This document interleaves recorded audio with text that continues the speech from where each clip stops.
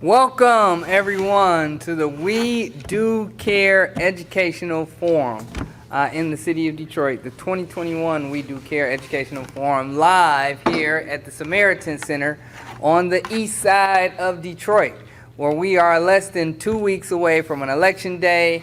Ballots are already in homes, on kitchen counters, and living rooms being discussed all over the city of Detroit, and it's very important that we Do Care hosts an educational forum to make sure that not only the citizens of the city of Detroit, precinct delegates, community leaders, and the like understand what's on this ballot. This year, 2021, as we discuss in this forum, 2021's ballot in the city of Detroit, we have reparations on the ballot. And what that means to the citizens is important. We'll be discussing that tonight. This year, 2021, we have, I don't know what to call Proposal E, but it's something similar to decriminalization of psychedelic drugs. And we'll talk about that in detail. And then, of course, Proposal S, which is advocates for an amendment to the charter, which also deals with reparations in the latter part of the language. And we'll talk about all of that this evening. We'll also talk about some of the candidates that are on the ballot at large. Those are the races that are important. We all know we have a mayor's race going on, and we haven't had a debate. If you want to talk about that, you can. But I'm more concerned, and I know We Do Care are more concerned with the legislative body of the city, those that control the purse strings and those that represent the districts directly, and that's city council. And so there are 4 candidates on the ballot, and we'll talk about all of them this evening. We got some great guest speakers this evening. Those who are watching us live streaming, we are on iBox Entertainment. iBox Films. iBox Films on YouTube. That's iBox, E-Y-E-B-O-X, Films on YouTube. So if you have not subscribed, please do. Okay, so I'm going to do this a little bit differently. And I know, I haven't even really introduced myself. I'm going to introduce my co-host first. I'm going to have her introduce herself. And then I'm going to have everybody in the room at least say who you are, where you're from, and what makes you tick. All right? And then we'll go straight into the proposals, because I want everybody that's watching us on YouTube to at least know some of the names of the people who are in the room. And if you're a guest speaker this evening, please come grace the podium when you're introducing yourself, okay? All right. Without further ado, I'm going to introduce to you my partner in crime, the person who makes me tick every single morning, I swear to God. If it wasn't for her, I probably wouldn't be mobilized or motivated to do much. But she is not only my partner, my friend, and she's also a great public servant involved in politics throughout the state of Michigan. I want to introduce to some. She's also the founder of the United Precinct Delegates. I can go on and on about this young lady. But without further ado, in order to save time, I'm going to introduce to you the political director for government. Political advisor. I got a promotion. And she's gonna check me every time she can. Tashana Gill, introduce yourself. So I just want to say hello, welcome, and let's just get the show on the road, right? And thank you for that lovely, lovely introduction. I kind of sometimes believe it. Sometimes. Maybe not today. Maybe tomorrow. All right. That was good. All right. So without further ado, I'm going to go ahead and have everybody introduce yourselves. I'm going to, and if you are a guest speaker and requested to be a guest speaker here this evening, as you introduce yourself, I'm going to ask you to come grace the podium and then sit down with me up front, okay? But I want everybody to know who's in the room. So we're going to start with this young lady on the right. If you stand, tell us who you are, your first name, your last name. They will have to come up there. Right. So they can't be seen or heard. Right. You want to take the, yeah, they will. She can do it from right there. It's fine. She can do it from right there. Just so everybody else in the room knows it's there. They won't hear them. All right. I know you want that. Just come on up here. Just come on up here and introduce yourself. All right. No problem. Come on, Adam. Come on up here and introduce yourself. All right. I'm going to introduce them. I'll introduce her. Okay, yeah. Well, come on up. Okay. And you can introduce her. I'll introduce myself. How you doing? I'm Adam Sabri. Come on up. All right. I'm going to introduce Michelle. Yeah. I'm going to introduce You can be her proxy I'm intro. going to be her proxy. Well, you have to introduce yourself first. I'm John Telford, and Michelle Ray Green is a former teacher and a future teacher, because we've got some programs that we need teachers for. And she is an excellent English teacher, and I don't know why she's so shy today, because there have been a lot of times when I have not seen her be shy at all. But Michelle, stand up and wave to everybody. This is Michelle Ray Green. Hello, everyone. I enjoy being here today. I appreciate the opportunity, and I thank everyone for allowing me to be here tonight. I know it will be wonderful.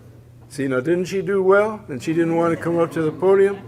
And you know, I talked about this program because Stephanie asked me to do it. I talked about it on WCHB, my little show on WCHB, my little show on WJZZ, but I'm looking for the candidates. Are we going to see some candidates, son? Or what? I don't know if we'll see any candidates today. We can Okay. discuss them, but Okay, well, I don't think we'll see any anyway, candidates. I congratulate everybody for being here, and I congratulate everyone for putting it on. John Telford. that was John Telford, everyone. Would anyone else like to introduce themselves? Or I can introduce yourself for you. You can, it's however.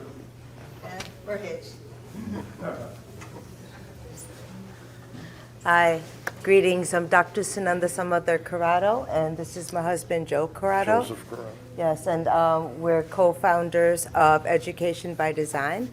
I'm an anthropologist by trade, an educational anthropologist, and we're looking for, see, here I go. My name's Joseph Corrado. We're also property owners in Detroit on East Warren. And we also are putting together an educational program and a trades program. So we're very excited to be here. Thank you for this forum. We appreciate it. And thank you for the opportunity.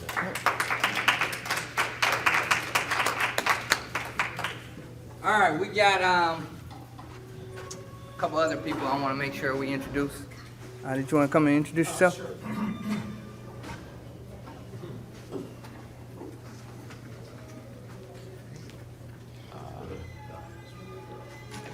Afternoon. My name is Michael Wright. I've been invited to make comments on reparations, I believe. And I, too, teach, with my colleague over there, political science, history, media, and culture studies. So I hope to have a meaningful contribution to the discussion in any way that I can. So it is my pleasure to be here with you, and I am here to learn as well as to participate. Thank you.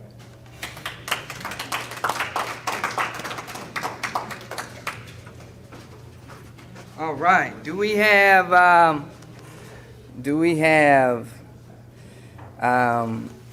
Anita Bell?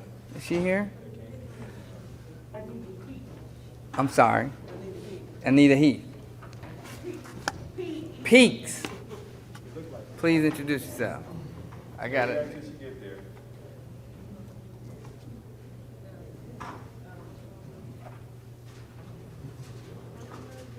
From the Rosa Parks Association.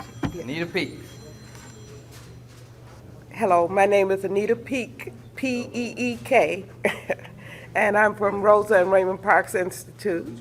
And I'm here to do whatever I can. I am supposed to talk on reparations also, but if they want to move me to something else, that's fine too. Thank you.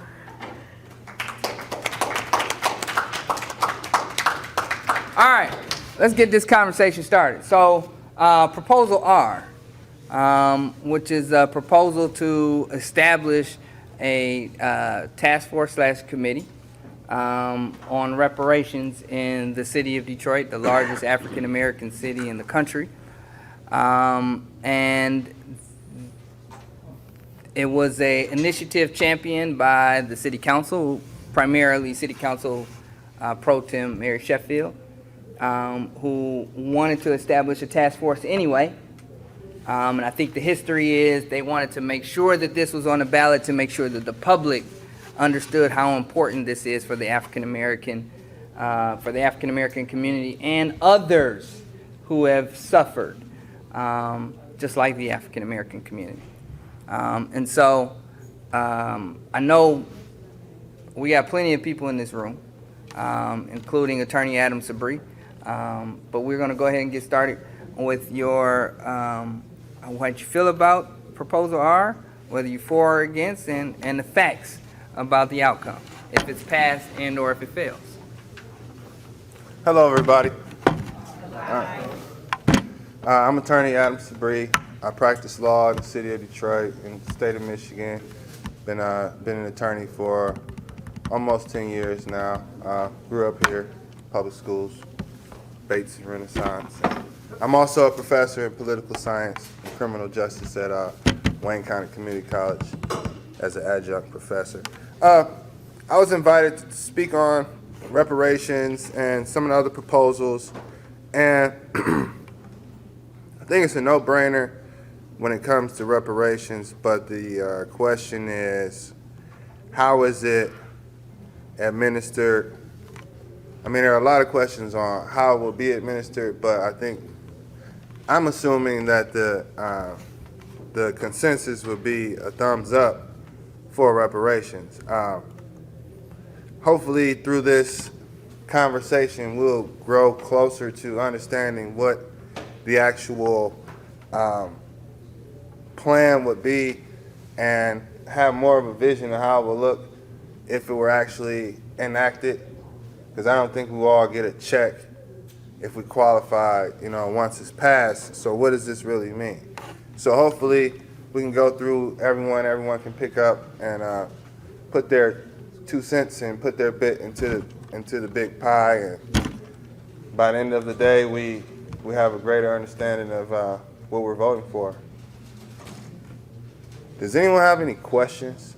I think we might fare better with questions because. I have a question. Do you have the... Can you come up here? Now, ballotopedia.org. I have it on my phone, but if you all aren't aware of Ballotopedia, it's a good resource. It has all the elections, pretty much what a sample ballot would look like if you type in your address.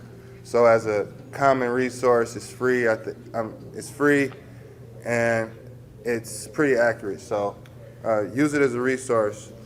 Well, my question is for you. Come on in. My question is for you, actually. Can you see both of us?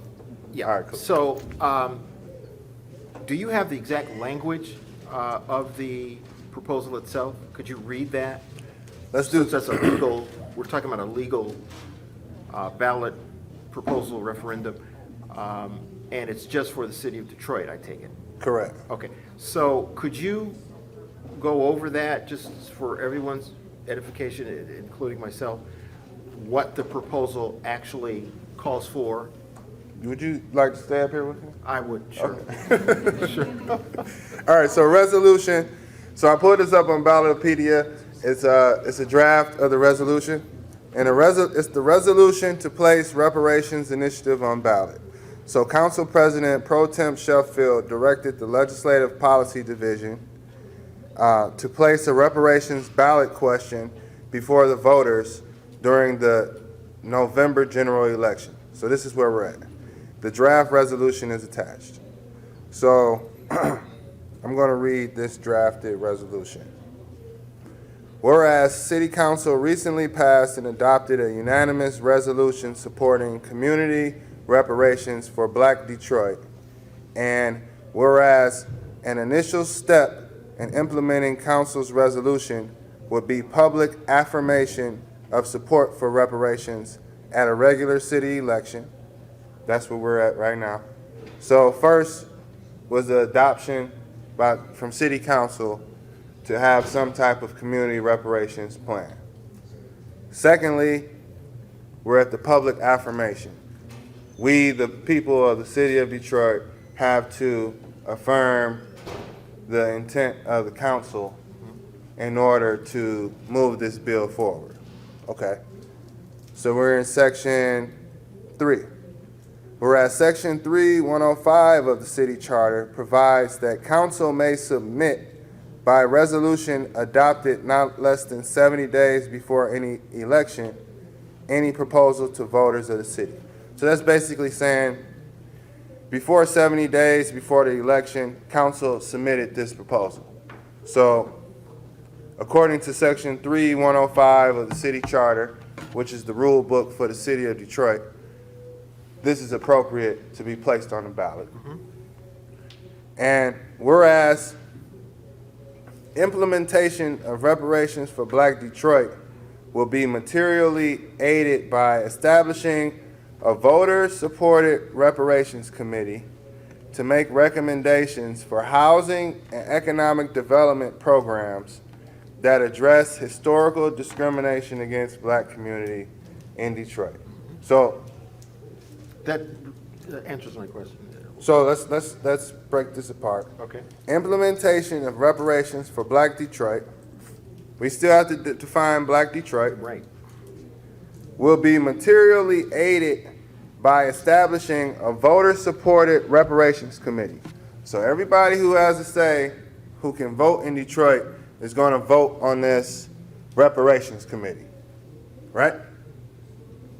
And this reparations committee is to make recommendations for housing and economic development programs that address historical discrimination against the Black community in Detroit. So housing and economic development programs. Housing and economic development programs. And then the lastly stated, now therefore be it resolved that a voter initiative shall be placed on the November 2021 ballot asking the question, should the city of Detroit establish a reparations committee to make recommendations for housing and economic development programs that address historical discrimination against the Black community in Detroit? So that's our question. It's valid for them to put it to present this question on our election because it was presented 70 days before per the city charter. This is the question, that's the purpose, and now we're here. Right. Do we vote on it? And that's the question. So, yeah, so that's great. Thank you for reading that. And we're in the first stage, aren't we? We're in the first steps. I mean, there's precedent in other cities that have city councils across the country, a few, who have enacted financial reparations for historically discriminated African American communities. So we know that there's precedent here in the United States for that.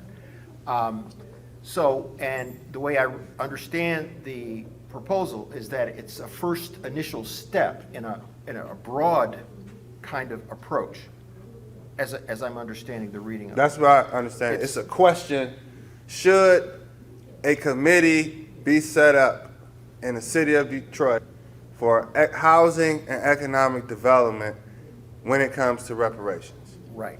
That's what the ballot is asking. Mm-hmm. Should we set up a committee or not? So, and I don't want to give my opinion, but I do want to step. I'm not sure, and maybe I can add in another question. From my understanding, Prop R, that's what we're discussing, Prop not R. S, right? Prop R. Prop R will establish a task force.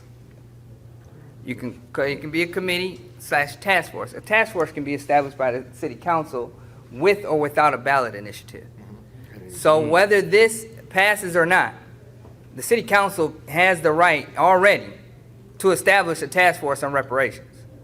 It's important, I believe, this is why I said this. This was an initiative championed by the city council already. They already got a resolution on it. They've already said they're going to put a task force together. They are doing this to get the community engaged and make sure that the community knows before they take the next step in establishing this task force, they want the community to be behind them. So this is a symbolic vote for Detroit. At the end of the day, do you want the city council, well, whether you want it or not, they're going to establish the task force. Are we with them on establishing the task force or not? I support the conversation on reparations. Whether it just helps African Americans, whether it helps black, brown, or yellow people in the city of Detroit, anybody who's been discriminated against over the years in this city needs to benefit from reparations. It's not just about black folk. It's about anybody who's had that foot on their neck, I believe. And so we can talk about this, but understand that city council can really do. You good? City council can really do this with or without our ballot initiative passing forward. But it's very important that we are engaged in this conversation.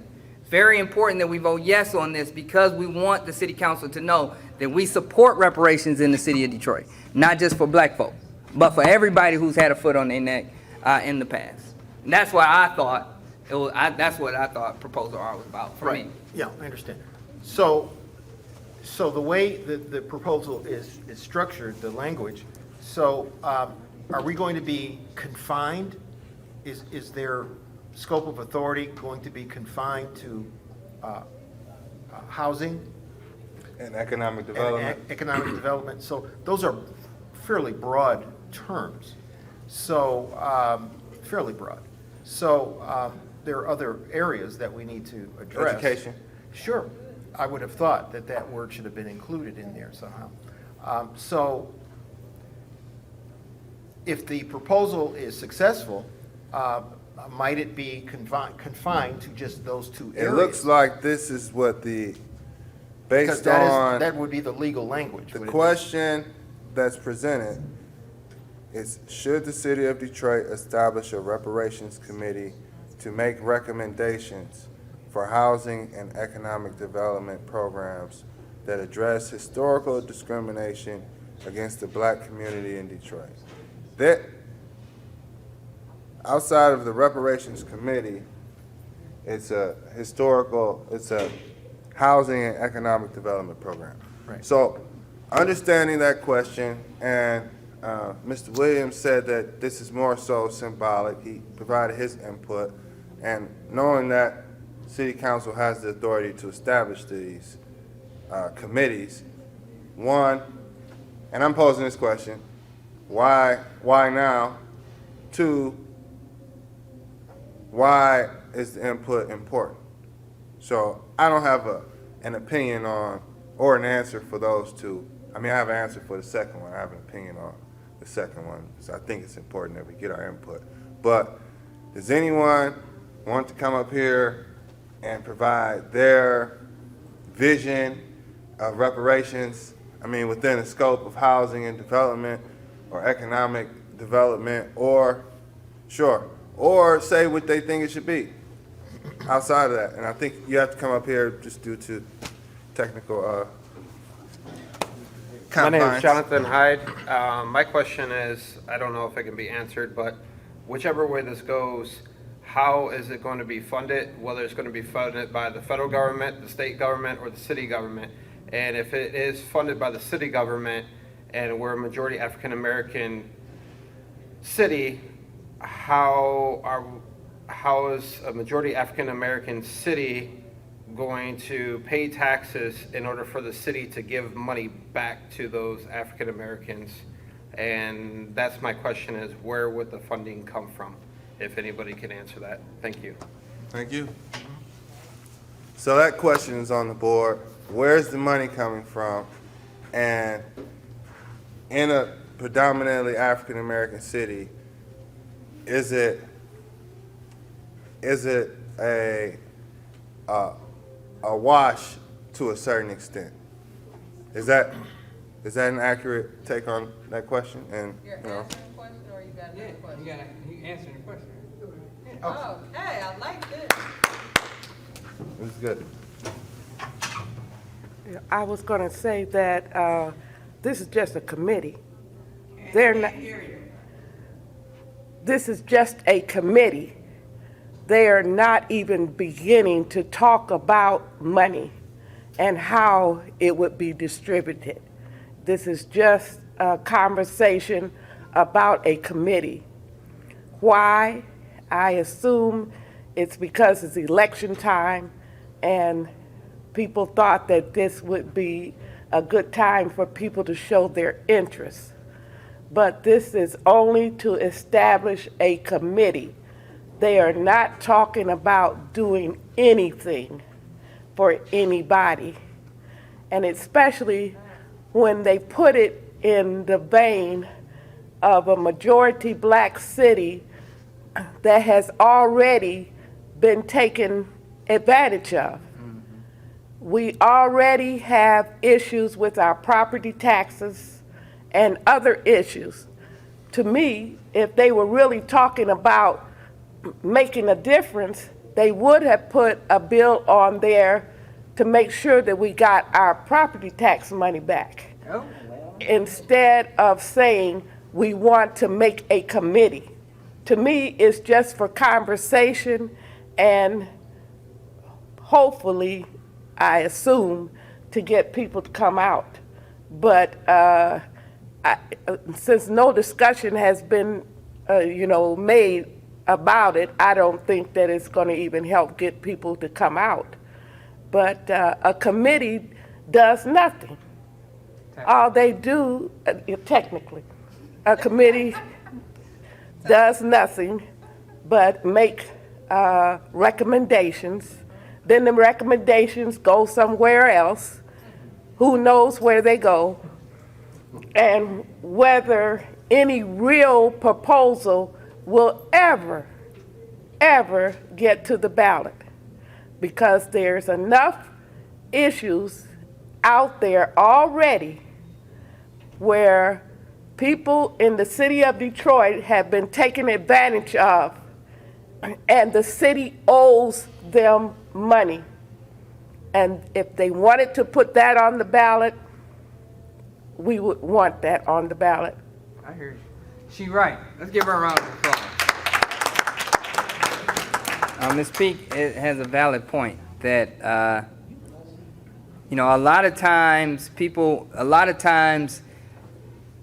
who write ballot initiatives and the language for a ballot initiative, whether it's for a municipality, a county, and or a state, they do it not necessarily for the goal of making sure that that ballot initiative passes. Sometimes it's for the goal of getting people to go vote.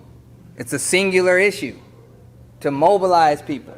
Whether the ballot initiative passes or not, it's part of the election. And in this instance, we have Proposal R, which establishes a committee, task force. Detroit got task force.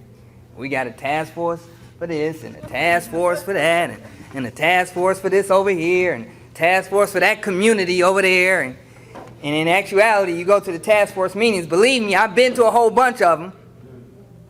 It's more like everybody in that industry that works in that industry the task force is on is giving an update on what they're doing, as opposed to solutions on anything. And so establishing another task force is cool. I support it. We need to talk about it. Yes, I want to be there at the meeting. But I also believe that we need to come up with some funding, and I think that's what they try to do with Proposal S. To be honest with you, we can talk about Proposal R for reparations. Proposal S was also established, passed. It's on the ballot, and Proposal S, I do believe, was put in place to try and solve that very question of what you're talking about, of where the funding comes from.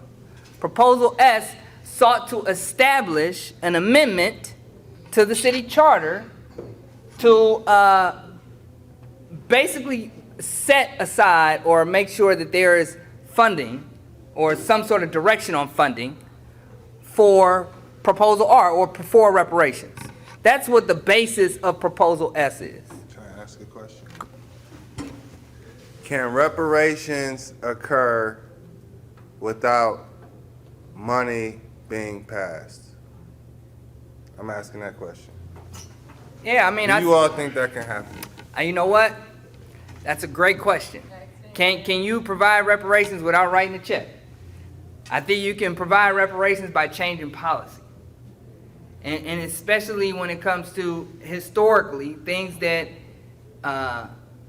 people in the African American community, the Hispanic community, the Asian community, and other communities have suffered in. Housing is one. Economic development.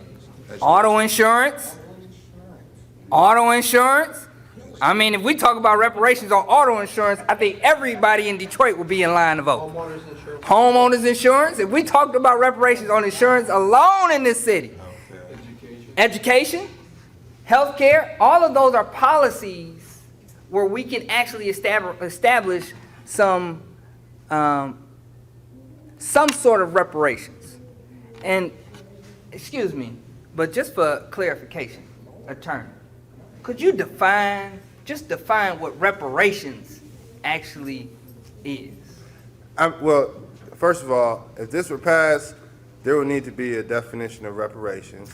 Had to be a definition of Black Detroiters. I mean, if we were really talking about this, and then because I can't, if you would love for me to define what I think reparations is, I mean, it's exactly that, but how does it get done? Right. And who does it go to? If you're born in Jamaica and you're Black, but you're not American born, how many generations? That's what I'm interested to see. Is it at Ancestry.com? Do we have to submit DNA to the city? Because people, when you see that line and you're like, this person's not entitled to reparations, and unless you're getting a DNA test or something to justify it, it'll be interesting how it gets flushed out, but I think it should happen. Of course, I think it should happen. You can come up to the podium or ask from the desk. I guess all the elements that I'm kind of wondering about are being brought up, and I have no idea about legal language or background. I'm an anthropologist. But my understanding is reparation is about compensation or repair, whereas policy is a tinkering on a broader level. For me, at least, we have a lot of housing and economic development, a lot of housing and economic policy. The real human cost was our kids who lost their education. Dr. Watkins says all the time, there's over 90,000 people in the city alone who do not have a high school diploma. That's more than the schooling community that we have. Reparation starts with the ability to read and fend for yourself and make use of your resources on your own. That's kind of how I was thinking about it. And with all the abandoned properties we have and all of our mothers housed up in tenements, I think we could very easily do reparation at a zero cost. We let them have gardens, we let them go home. Wow. No. That's actually a good one.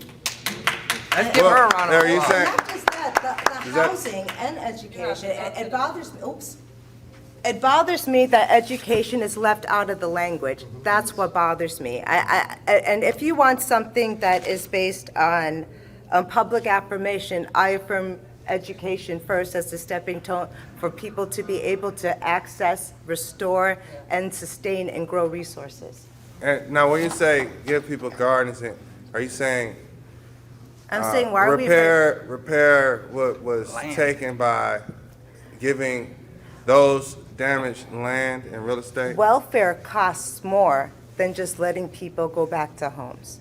So give Welfare people costs land? a lot more. Profit is waste. Okay, If we give people land back, to me, that's reparation. I think so too. Dr. Telfer, you want to come to the podium? Yes. We got historic, the man, Dr. Telfer, the man, the myth, the legend is coming to the podium, the graces.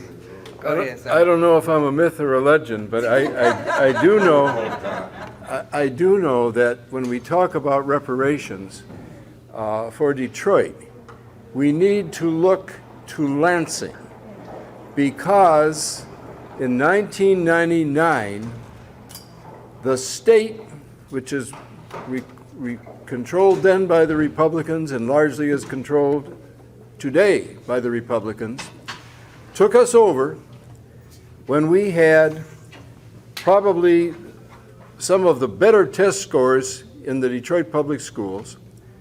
Our test scores at the time were at the state midpoint and rising. That was in 1999 when they took us over unwarrantedly. There was no reason for them to do it other than the fact that we had passed a $1.5 billion bond to repair schools, to build new schools, and they were looking at that money with hungry eyes. At the time they took us over, we had a $125 million surplus. The test scores of our students were, as I said, at the state midpoint and rising under a superb superintendent named Dr. Eddie Green. Many of us have succeeded him since then, but there was no reason under the sun other than that $1.5 million that they were looking at. They took us over because they could. Here we are, 2 decades later, with $3.5 billion either stolen, misspent, or unaccounted for. So as far as I am concerned, as a born and raised Detroiter who was educated in the Detroit public schools, pretty good education, I would say, because I was educated in the 1940s and the 1950s, we need a forensic audit that needs to be paid for by the Republicans in Lansing who are responsible for this mess. They made the mess. They need to clean it up. Now, we can hold our breath, till we die to see them do it. But if they were to do it, you would see people all the way up to some governors going to jail. That's the kind of reparations we need. Thank you, Dr. Telfer, on that phenomenal education on education. No, but as we continue this conversation on reparations in the city, in the largest black city in America, I grew up listening to news talk radio. And my father is he's a political junkie. So I grew up listening to AM stations, like, all day. From school. When I played soccer, basketball, didn't matter. I used to play indoor soccer. Sometimes my games were 11, 12 o'clock at night. On the way to the soccer game, on the way home, AM radio, all politics, news talk, AM radio all day. Over the past year, listening to AM radio, I've heard of many cities around America, in North Carolina, California, and other cities, Texas, municipalities establishing reparations policy. Most of whom, those cities, aren't even majority black. They're not even majority black. But they're establishing policies and some sort of program and initiative, whether it's through housing, whether it's through education, or whether it's through economic development and or supporting businesses through grants. There are policies and programs on reparations popping up all over this country. And here we are in the city of Detroit, in the largest black city in America, and we just talking about it.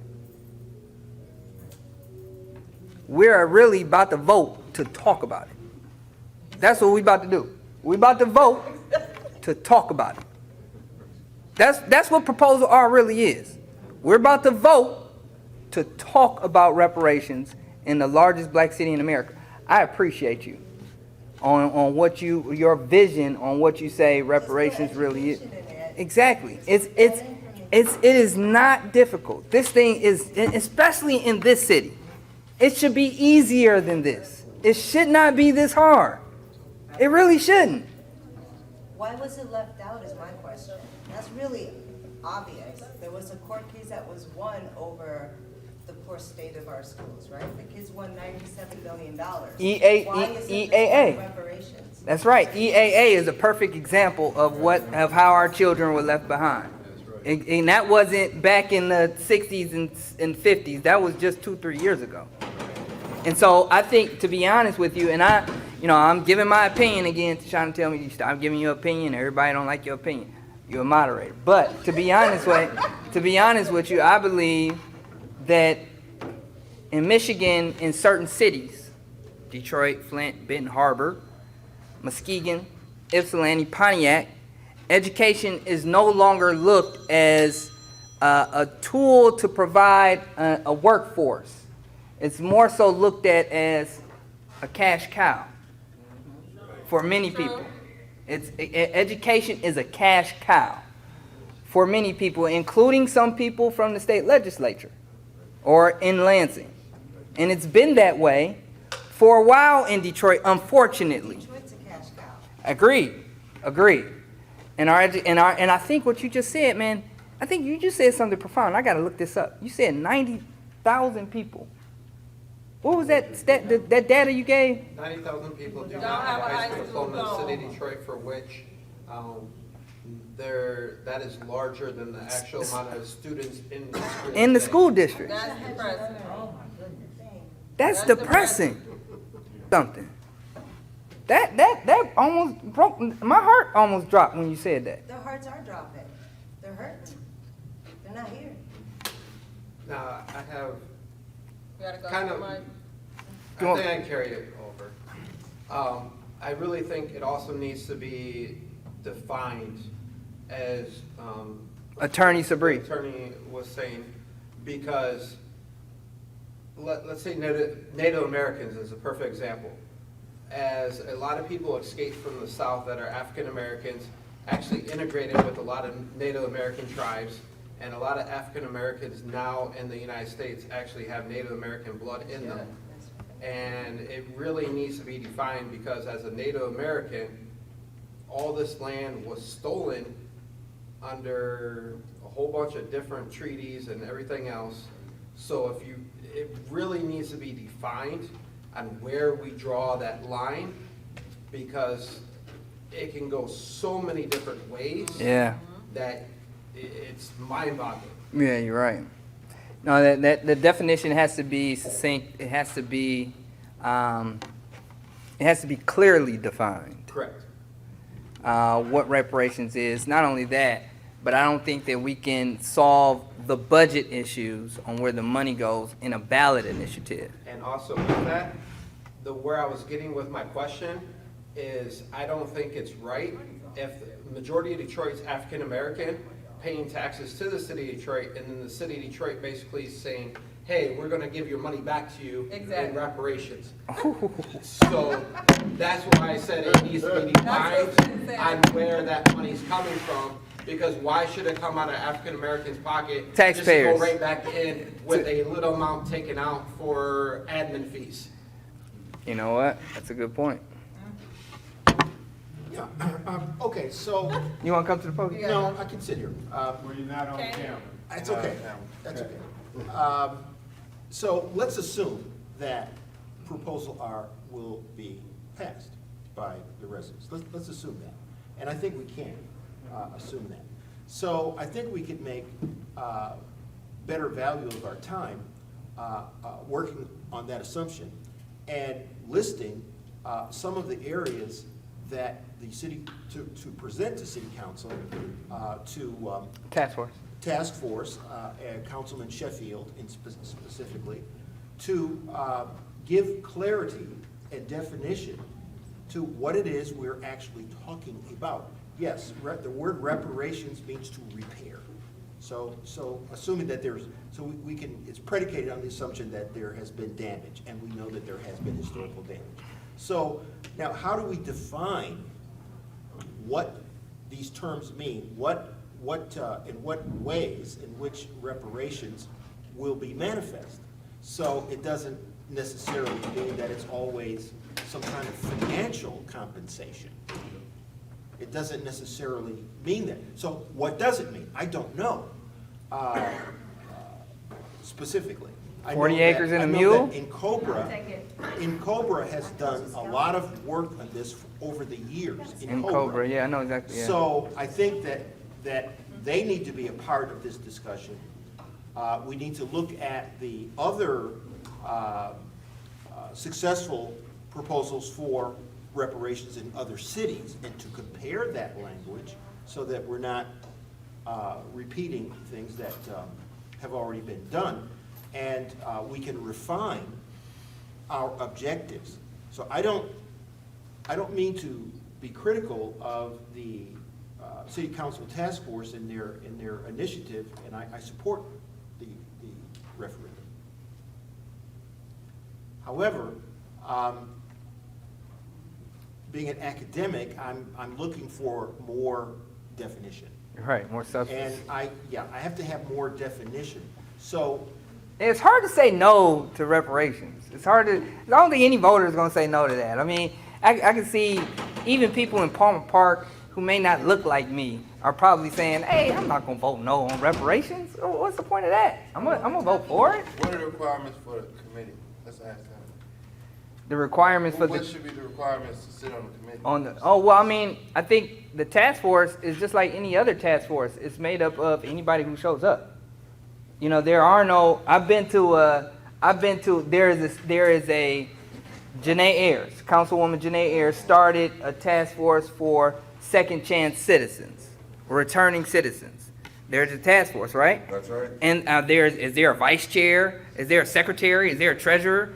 There are none of those positions. You just show up and everybody gets to speak. Am I correct? Hi, everybody. My name is John Cromer. I want to Come to the apologize for being podium. late.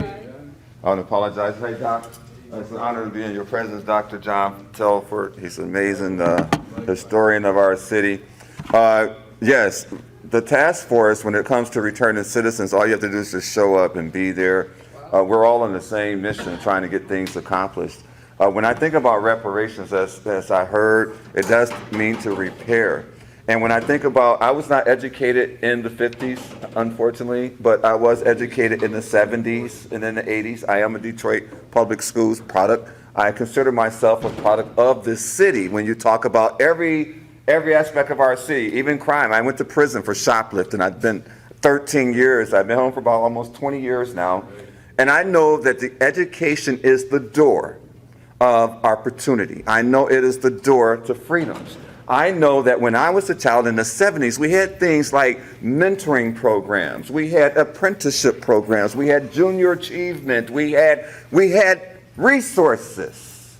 And when you talk about education, we're talking about putting back resources, repairing the education system by putting back those opportunities where our kids can fly, where our kids have an opportunity. That's what we're talking about. When I think about repairing our education system, I'm talking about what are we going to do about after-school programs? Because our mothers and fathers are busy working, trying to make a living. What are we going to do to sew this village back together, to repair, like a patch that your mother put on your jeans?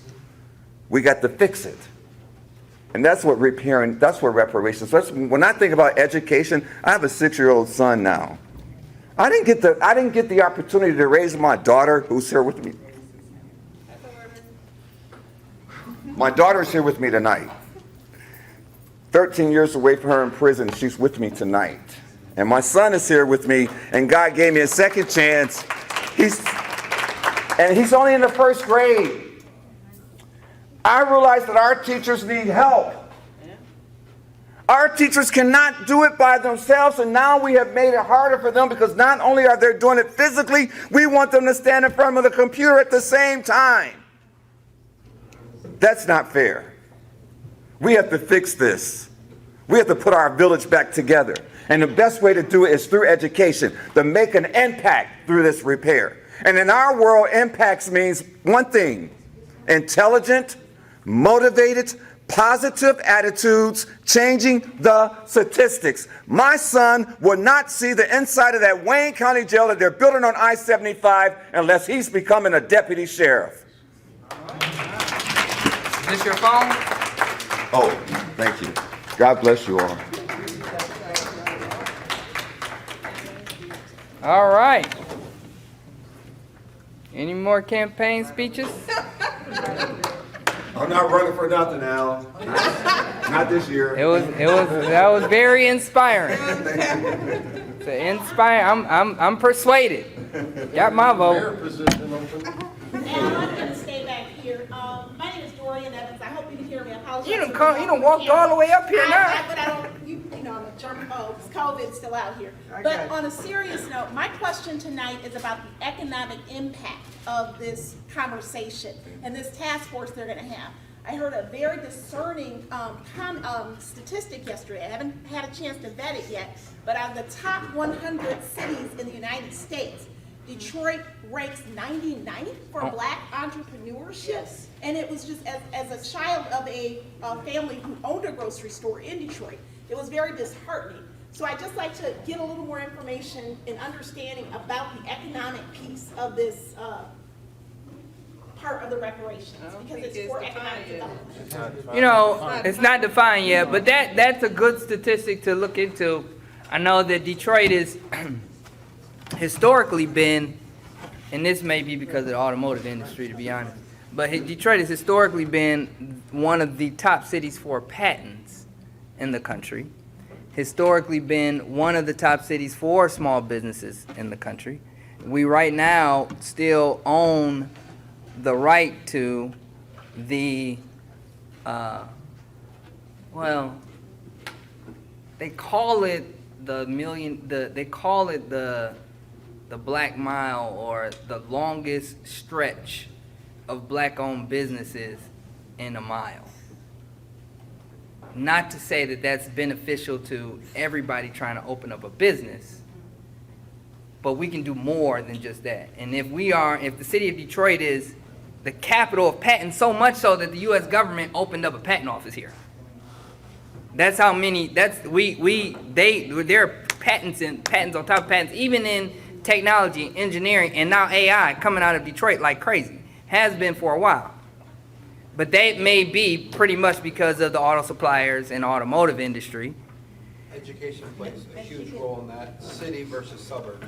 Michigan altogether ranks it's like, because of the suburbs of Detroit, is 2 or 3 in IT, but that's mostly because of the suburban kind of saturation of Exactly. And so, since we have all this talent around us, maybe you're right. Maybe we need to be doing more into our economic and business development, especially for our young people. And maybe the reparations is investing into the future of their small businesses, or making sure that they are in programs like Compact, what used to be, I don't even know why they got rid of Compact, what used to be a program that was paid for by corporations. It could be paid for through reparations. Even Junior Achievement used to be sponsored by corporations. In fact, I remember as a teenager, as a young 10, 11 years old, competing for different companies, different, essay. Do you remember back? I don't know if you're old. I'm 56 years old. I think these are all wonderful. The other Go ahead. aspect of small businesses is that they used to own their property. Now if they come back, they're coming back as renters. Land is, And you're right. No, they're coming back as renters. You're right. After, I'm on the panel, or I'm just kind of chiming in as everyone else. But if you think about it, say we're a car, we're a Motor City, say we're a vehicle, right? If we need to repair this vehicle, we need to do a diagnostic of the vehicle before it's repaired. I feel like this Detroit vehicle has a few bad tires, dented rims. Hasn't passed emissions. It's definitely not passing emissions. We need a muffler. We need the catalytic converter got stolen. The transmission is bad. We don't know what's wrong with this car. And maybe I'm wrong. Maybe we just need to put some air in the tires and flush the transmission and change the AC. Get some coolant put in there. Who knows what we have to do? But until we figure out what we need to do, it's no fixing. If somebody can't diagnose your problem, then how are we going to fix it. I feel like the Detroit reparations piece, we have to talk about how 375 ran through the city.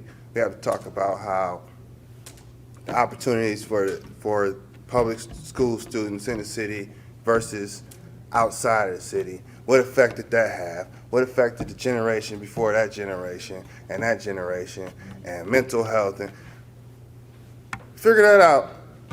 And hopefully this committee is gonna figure this out, but if we find out about a committee, I think we better all be in that room trying to help provide some input, you know, black or white, because I don't think we know the problem. We haven't really scratched the surface on the problem of what we're trying to solve here. And that blank check doesn't work either. We saw that over the pandemic. That's not gonna work. But Nor is your great grandfather's deed that you've been holding in your closet saying we're gonna get this property back with that reparation. nor It is may not that happen. deed that's been transferred, probably owned by a corporation now, real estate.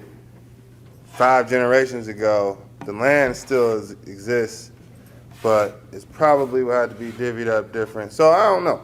But I think we need to diagnose the problems, and while we're thinking about this committee and the question, a bigger question is, if, say we had reparations, say the United States just like, all right, let's do it, what are we about to do? I don't know. All right. I think we've exhausted Prop R. There are a couple other proposals on the ballot. I know I mentioned Proposition S, which is really right in line with Prop R. You know, if Proposition S passes, if you ask me, if Proposition R passes, we'll have task force. We'll be able to look into this. If Proposition S passes, then that will be an amendment to the charter to open up possible funding. Now, I've been a student of politics for a long time. I studied the charter, both this past charter commission and the prior charter commission. My aunt, God rest her soul, was one of the first African-American charter commissioners to ever serve in the city, elected in 1970. So the charter is really important to me. And so when you read the charter will tell you that a proposed ballot initiative cannot set funding limits or open up funding for the city of Detroit. So in a ballot initiative, you can't write a ballot initiative to determine the budget. Proposal S actually seeks to do that. Proposal S actually seeks to provide funding in the budget for Proposal R. And in actuality, if we start getting into all the ballot initiatives, setting funding limits, I mean, I'll write a ballot initiative tomorrow for a department, and I'll go get hired in that department, and we'll all make $1 million. I mean, that's basically what can happen. That's why there's a reason why we don't allow ballot initiatives to determine the city budget. And so Proposal S, although it may pass, I think that the city attorneys, as well as some other attorneys from us that aren't with Corporation Counsel, will have a long, extended conversation on whether or not that can actually happen. Now, there is the third proposal, Proposal E, which they say is to support not necessarily decriminalizing, but deprioritizing is what they're calling it. Deprioritizing the Detroit Police Department putting resources towards arresting people who are in possession of psychedelic drugs. It doesn't say decriminalize. That's not what it says. Proposal E does not seek to decriminalize anything. But what it does do is seek to deprioritize people that eat shrooms, basically, or people who take psychedelic drugs. So, for instance, I'll give you an example, and I've been looking at this, and I told you I listen to AM radio, right? Man, I had to pull over about 3 months ago in August. I had to pull over when I heard Ann Arbor had just passed a citywide ballot initiative to legalize psychedelic drugs. I was like, what? Hash bash, yes. Shrooms, I didn't know they was doing shrooms out there.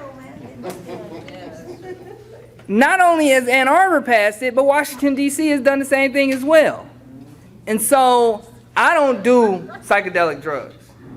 But I know friends of mine who are suffering, who are PTSD. I have veteran friends of mine who suffer from depression, who have been to a few different wars, and they suffer from that. And they have invested themselves in plant-based science. Now, I ain't gonna lie to you, I didn't know shrooms was a plant, but I guess it is. It's a mushroom. Different than a herb, not a plant. Exactly. It's a fungus. Exactly. It's from the, it didn't come from a lab, supposedly. But, and I'm not saying I support it or I don't support it. But what I will tell you is, I live in the city of Detroit, and I'd be damned if the police continue to prioritize mushrooms over murder.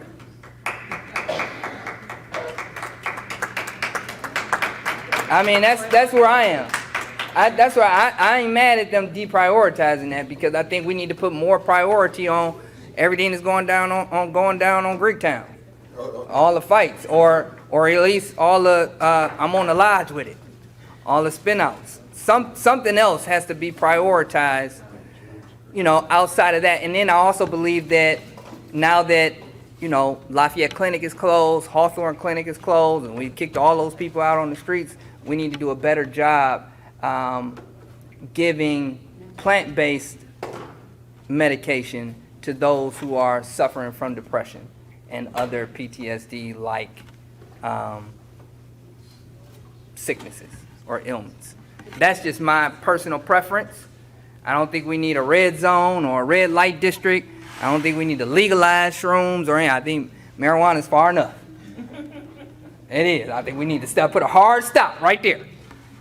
But I understand deprioritizing. I mean, we're no longer in the war on drugs. I don't think we need to prioritize something other than putting people in jail for their addictions. I do understand that. And that's my belief. Does anybody else have any comments on Prop E? Questions? Comments? Concerns? Yes, Ms. Simpson.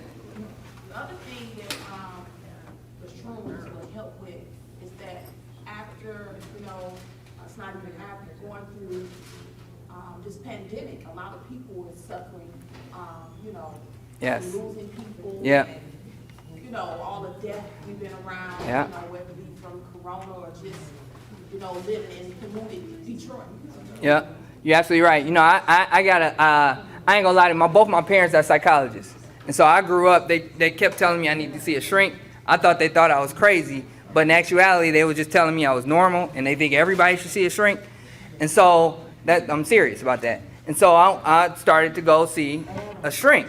I'd sit down with them, and they told me, having a conversation, told me I was, you know, more stressed than I need to be over certain issues.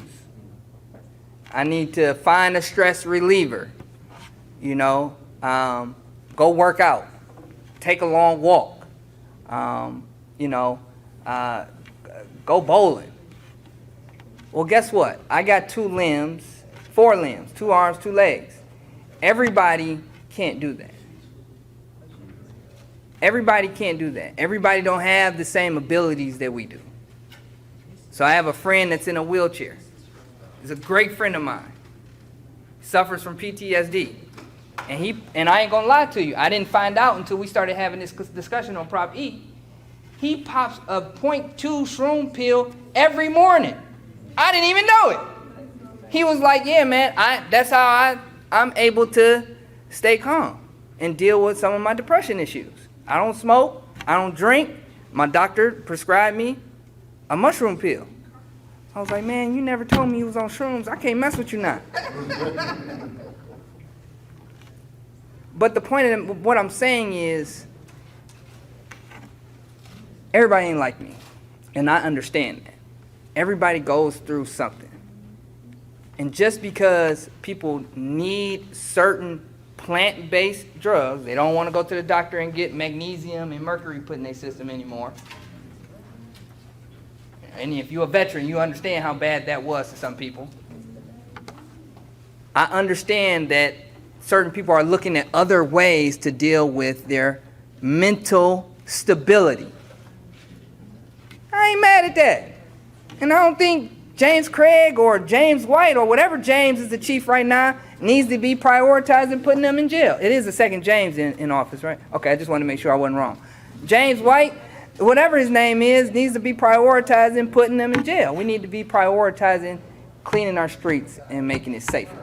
And I don't think that anybody doing shrooms is killing anybody tomorrow or tonight. So with that, I appreciate everybody. I think I want to close out in prayer before we get to the food. I'm going to ask my good friend, does anybody want to volunteer to pray before I volunteer somebody? All right, Doc, you got it. No? Oh, come on, Doc. Does anybody want to? James, you gonna come up and say a few words of prayer for us?